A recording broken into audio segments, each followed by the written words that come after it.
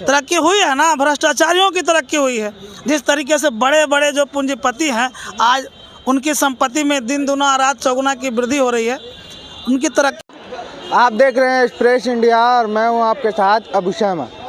2024 लोकसभा चुनाव दिन ब दिन नज़दीक आते जा रहा है। ऐसे में सभी पार्टियां अपनी तरफ से तैयारियां पूरी जोर शोर से कर रही है और 2024 के लोकसभा चुनाव के लिए पूरा दम धोखने में लगी हुई है। वहीं दूसरी ओर जो बीजेपी है पूरी तैयारी कर रही है और एक तरफ बात करें तो जितने भी बड़े बड़े विपक्षी दल हैं वो साथ में मिलकर काम करने की कोशिश कर रहे हैं। ऐसे में हमारे साथ बात करने के लिए यहाँ पर राजधानी पटना के युवा लोग हैं, आम जनता हैं, उनसे जानते हैं कि क्या कुछ कहना है। क्या नाम हुआ सर आपका? मेरा नाम पप्पू यादव है। 2024 लोकसभा चुनाव आ रहा है, क्या लगता है ऐसे में कौन सी पार्टी इस बार अपना सत्ता जमा पाएगी? देखिए, हम यहाँ राजनीतिक विश्लेषक तो है नहीं कि हम पहले से भविष्यवाणी कर दें कि कौन सी पार्टी आएगी। हम अपना और सामाजिक जो हमारा अनुभव है उसके आधार पर ही हम बात कर सकते हैं, भविष्यवाणी हम नहीं कर सकते हैं। लेकिन जो हम लोगों का दर्द है, हम लोग यहाँ ऑटो चालक हैं, परिवहन से जुड़े हुए लोग हैं, और जो परिवहन के लोगों की जो स्थिति है अभी जिस तरीके से आया पथ परिवहन सड़क सुरक्षा विधेयक 2019 जो परिवहन कर्मियों के लिए आया है, कहने को तो बहुत अच्छा लगता है कि सड़क सुरक्षा विधेयक है, हम लोगों का जो है सुरक्षा के लिए बनाया गया है। लेकिन इसके पीछे जो सरकार की मंशा है वो जो छोटे छोटे जो उद्योग हैं या जो छोटे छोटे वाहन मालिक हैं, परिवहन कर्मी हैं, उन लोगों को पूरी तरीक़ा से बर्बाद करने के लिए नियम लाया गया। राजनीतिक बात नहीं करूंगा, लेकिन सीधे एक बात ज़रूर कहूंगा कि जो अभी जो सरकार की नीति आई है हम परिवहन कर्मियों के लिए, हम लोग के उद्योग को समाप्त कर देने वाला है। तो जो नीति हमारे विरुद्ध में है तो हम तो अपनी बात ज़रूर कहेंगे कि ऐसा सरकार के तो हम साथ नहीं हो सकते जो हमारे धंधे को ही चौपट कर दे, क्योंकि हमारा जो टैक्स है वो 10 गुना तक बढ़ा दिया गया। हमारा जो फ़ाइन है, फिटनेस है, परमिट है, इंश्योरेंस है, उसको 10 गुना तक बढ़ा दिया गया। लाइसेंस का जो है कीमत 10 गुना तक बढ़ा दिया गया। और सुविधा के नाम पर हम लोगों को कभी कुछ किया नहीं जाता है। हम लोग को ना तो सामाजिक सुरक्षा योजना का लाभ मिलता है और ना ही जो है यहाँ हम लोग ऑटो चालक यहाँ पर देख रहे हैं किसी भी प्रकार की व्यवस्था सरकार की यहाँ नहीं है। तो निश्चित रूप से चाहे वो राज्य सरकार हो या सेंट्रल सरकार हो, हम लोग इन सरकारों से तो बिल्कुल भी खुश नहीं है और हम तो ये चाहते नहीं है कि ये सरकार दोबारा सत्ता में आए। तो कौन सी सरकार को आना का वक्त आएगा, हम लोगों का भी अपना एजेंडा है जो हम लोगों के हित की बात करेगा, हम लोग उनके समर्थन में जाएंगे। हम लोग ना ही जो है जो अभी विपक्ष में है या जो सत्ताधारी हैं, हम लोगों को आज तक किसी प्रकार की सुविधा नहीं मिली, लेकिन हम लोगों का एजेंडा साफ है कि जो हमारी बात करेगा हम लोग उनके साथ जाएंगे। क्या लगता है अंकल, कौन सी पार्टी आप लोग के हिसाब से सही है? हम लोग के यहाँ कोई पार्टी नहीं है, हम लोग टेम्पू वाले हैं। टेम्पू वाले गरीब स्तर का, जो हमारा नेता कहेगा हम लोग उनके साथ में हैं। आपका नेता कौन है? हमारा नेता पप्पू जी हैं, जो आपके सामने में अभी बात कर रहे थे, वो हैं।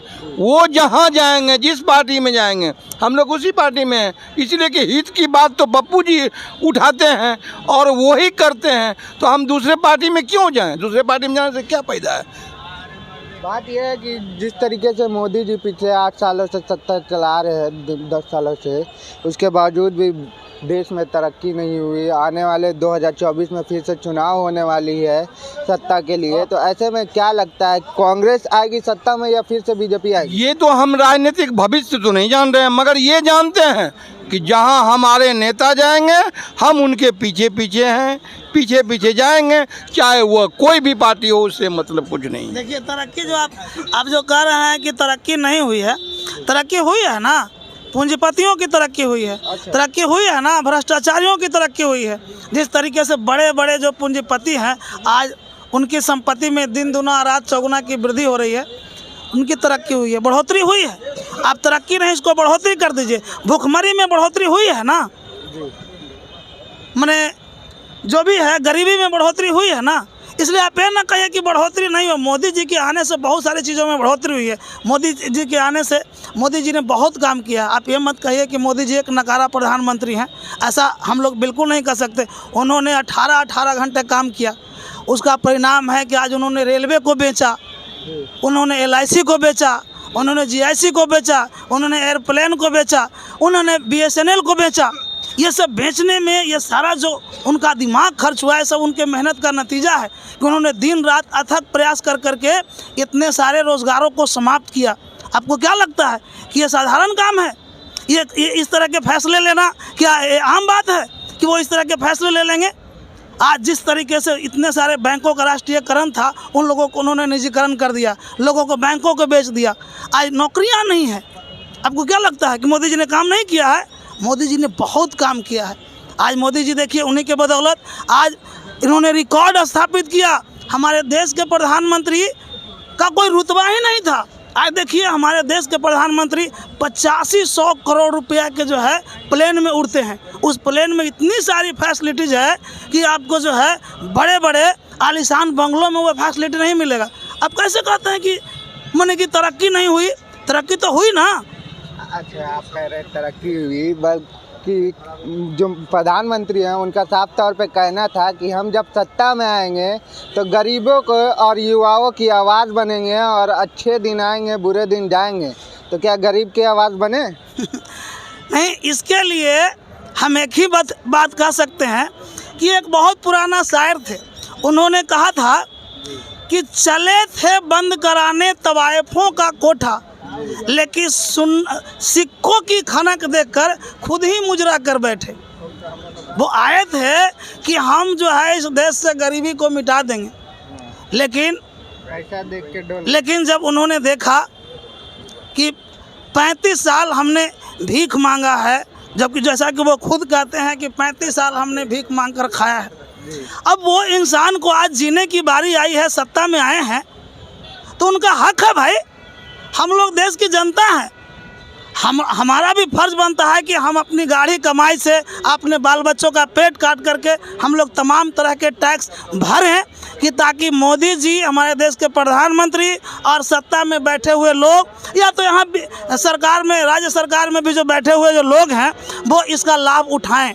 वो हमारे मालिक हैं। आपने देखा है कैबिनेट में हाल ही में पास हुआ है, आप लोग मीडिया कर्मी आप लोग को ये जानकारी रखनी चाहिए कि जहां आम लोगों की आमदनी घटी है, देश के विकास में सरकारी खजाने में पैसा नहीं है, लेकिन जो हमारे जनप्रतिनिधि हैं जो खुद को हमारा नौकर कहते हैं, हमारा सेवक कहते हैं, हम लोग भूखे तो मर रहे हैं। लेकिन आपको पता चलना चाहिए कि उन लोगों के पेमेंट में 30,000 रुपये की बढ़ोतरी हुई है, 30% की बढ़ोतरी हुई है। साथ ही उन लोगों के लिए एक और एजेंडा पास हुआ है कि हर एक MLA को जो है 2 NCCN डॉग मिलेगा और उस डॉग के खर्च करने के लिए उनको पैसा मिलेगा, उस कुत्ता को घुमाने के लिए उनको आदमी मिलेगा। ये तरक्की हुई है ना। पहले के जो हमारे विधायक थे वो जो है कम पैसों में काम करते थे, जनता की सेवा करते थे, लेकिन आज के हमारे विधायक एक बार विधायक बनते हैं, आज देखिए सभी लोगों के लिए बड़े बड़े स्कॉर्पियो गाड़ी उन लोगों को मिला सरकारी फंड से। ये तरक्की हुई ना हमारे देश की, ना कैसे हुई? चलिए, तो तरक्की हुई तो सिर्फ जो सत्ता में हैं और जो खुद खाना चाहते हैं, जो अपने लोगों का काम करना चाहते हैं, बाकी गरीबों का कुछ नहीं सुनना चाहते हैं। तरक्की हुई है तो सिर्फ उन लोगों की हुई है जो सरकार के अंदर सरकार को चलाती है। तरक्की सिर्फ उन्हीं लोगों की हुई है। बाकी जो आम गरीब युवा और आम जनता जो है वो वैसी की वैसी सड़क पर भटक रही है और भटकती हुई नज़र आएगी। अब देखना ये होगा कि 2024 का जो चुनाव होने वाला है वो क्या रुख लेता है। क्या फिर से इस बार मोदी जी की सरकार आएगी या जिस तरीके से सारे विपक्ष एक साथ मिलकर हमलावर करने की तैयारियां कर रहे हैं, क्या विपक्ष की सरकार आएगी? आपकी क्या राय है कमेंट बॉक्स में ज़रूर बताइए और बताइए कि सरकार किसकी बननी चाहिए और क्यों बननी चाहिए। आप अपनी राय कमेंट बॉक्स में दीजिए, हमारे साथ बने रहिए। आपका बहुत बहुत शुक्रिया।